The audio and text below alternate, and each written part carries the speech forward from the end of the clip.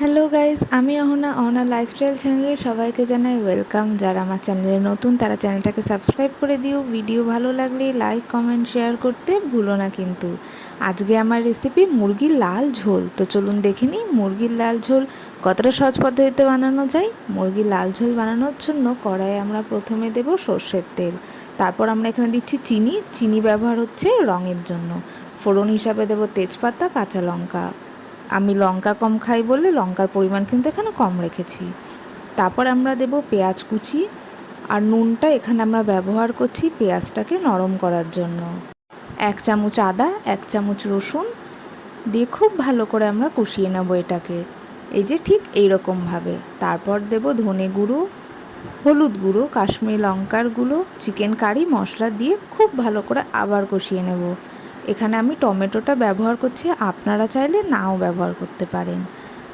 তারপর আমি দইয়ের মধ্যে একটু চিনি নিচ্ছি টক আর মিষ্টি ভাবটা ব্যালেন্স করার জন্য। টক দইটা কিন্তু অবশ্যই ব্যবহার করবেন। টক দই দিয়েও খুব ভালো করে নাড়িয়ে চাড়িয়ে কষিয়ে নিতে হবে। তারপর আমি এখানে 1 কাপ মতো গরম জল দিচ্ছি যাতে এটা ধরা না লেগে যায়। খুব ভালো করে কষানো হয়ে গেলে দেখুন রঙটা ঠিক এই রকম আসবে। রঙটা ঠিক এই রকম চলে এলে এবার আমরা এখানে চিকেনের পিসগুলোকে একে একে সব অ্যাড করে দেব।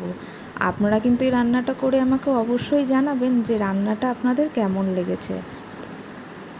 দিয়ে আবার চিকেনের পিসগুলো নাড়িয়ে চাড়িয়ে আমরা নেব। আচ্ছা, এখানে আপনারা আপনাদের স্বাদ অনুযায়ী নুন ব্যবহার করবেন। নুন দিয়েও খুব ভালো করে এটাকে আমরা কষিয়ে নেব ঢাকা দিয়ে। আমি প্রত্যেকটা রান্নায় আলু দেওয়া খুব পছন্দ করি। বাঙালি কি আলু ছাড়া চলে বলুন? তাই আলু এখানে আমি ব্যবহার করছি। আলুগুলো আগে থেকেই ভেজে রাখা। দেখুন কতটা সুন্দর কষানো হয়ে গেছে, তারপর জলটা ছাড়ছে।